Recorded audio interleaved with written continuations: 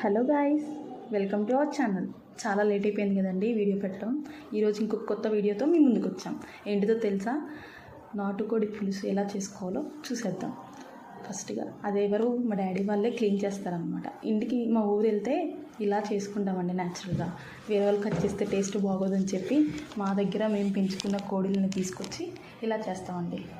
కోడిని మంచిగా దాని డ్రెస్ అంతా క్లీన్ చేసేసి దాని డ్రెస్ అంతా వెళ్ళిపోయిన తర్వాత దాన్ని బాగా వాష్ చేసుకోవాలి. ఉప్పు పసుపుతో వాష్ చేసుకున్న తర్వాత పొయ్యి మీద అలా కాల్చుకోవాలి. మా డాడీ కాల్చారు కదా, అలా కాల్చాలి.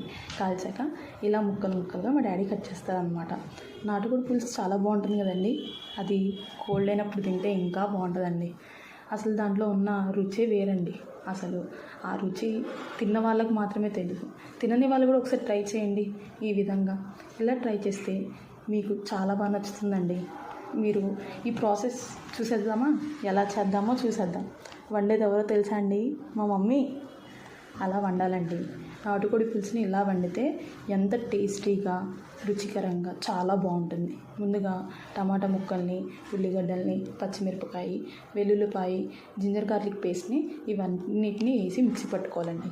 ఆ పేస్ట్ అంతా పట్టుకున్న తర్వాత మేము కుక్కర్లో వండుకుంటాం, ఎందుకంటే తొందరగా అవుతుంది కాబట్టి.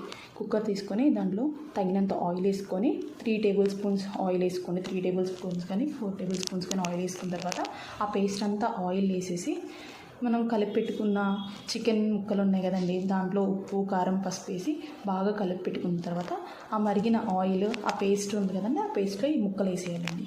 ఈ ముక్కలు వేసేసాక కొన్ని వాటర్ పోసుకోవాలి.